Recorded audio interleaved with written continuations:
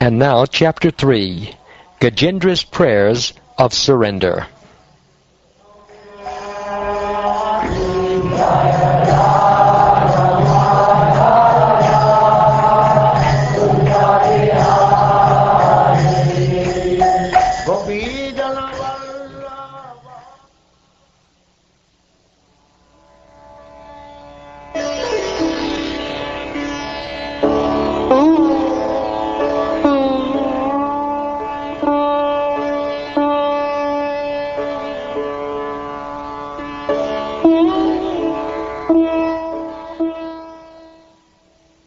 Sri Shukdev Goswami continued.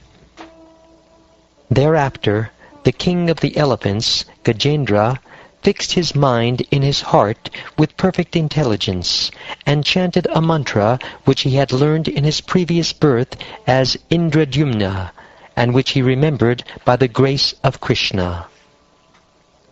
The king of the elephants, Gajendra, said, I offer my respectful obeisances unto the Supreme Person, Vasudeva. Om Namo Bhagavate Vasudevaya. Because of him, this material body acts due to the presence of Spirit, and he is therefore the root cause of everyone. He is worshipable for such exalted persons as Brahma and Shiva, and he has entered the heart of every living being. Let me meditate upon him.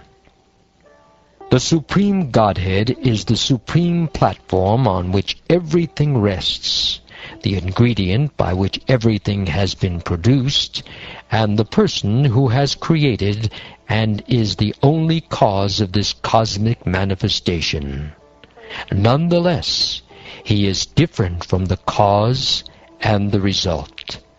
I surrender unto him, the Supreme Personality of Godhead, who is self-sufficient in everything. The Supreme Personality of Godhead, by expanding his own energy, keeps this cosmic manifestation visible, and again sometimes renders it invisible. He is both the supreme cause and the supreme result, the observer and the witness in all circumstances. Thus he is transcendental to everything. May that Supreme Personality of Godhead give me protection.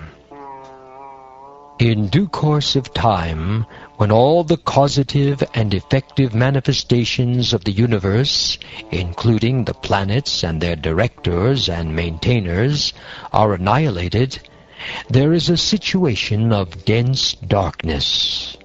Above this darkness, however, is the Supreme Personality of Godhead. I take shelter of his lotus feet. An artist on stage, being covered by attractive dresses and dancing with different movements, is not understood by his audience. Similarly, the activities and features of the Supreme Artist cannot be understood even by the demigods or great sages, and certainly not by those who are unintelligent like animals.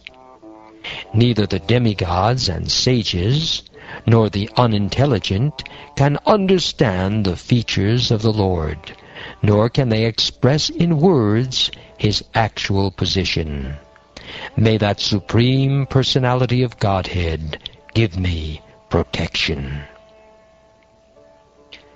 Renunciants and great sages, who see all living beings equally, who are friendly to everyone, and who flawlessly practice in the forest the vows of brahmacharya, vanaprastha, and sannyas, desire to see the all-auspicious lotus feet of the Supreme Personality of Godhead. May that same Supreme Personality of Godhead be my destination. The Supreme Personality of Godhead has no material birth, activities, name, form, qualities, or faults. To fulfill the purpose for which this material world is created and destroyed, he comes in the form of a human being like Lord Ram or Lord Krishna by his original internal potency.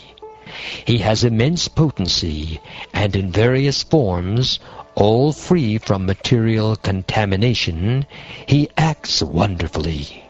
He is therefore the Supreme Brahman. I offer my respects to him.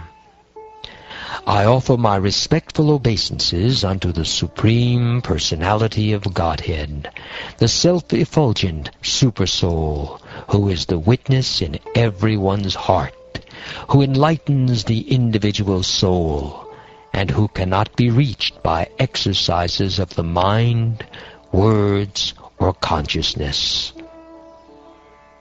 The Supreme Personality of Godhead is realized by pure devotees who act in the transcendental existence of Bhakti Yoga. He is the bestower of uncontaminated happiness and is the master of the transcendental world. Therefore I offer my respect unto him. I offer my respectful obeisances to Lord Vasudeva, who is all-pervading, to the Lord's fierce form as Lord Nrsingadev, to the Lord's form as an animal, Lord Varahadev, to Lord Dattatreya, who preached impersonalism, to Lord Buddha, and to all the other incarnations. I offer my respectful obeisances unto the Lord, who has no material qualities, but who accepts the three qualities, goodness, passion, and ignorance, within this material world. I also offer my respectful obeisances unto the impersonal Brahman effulgence.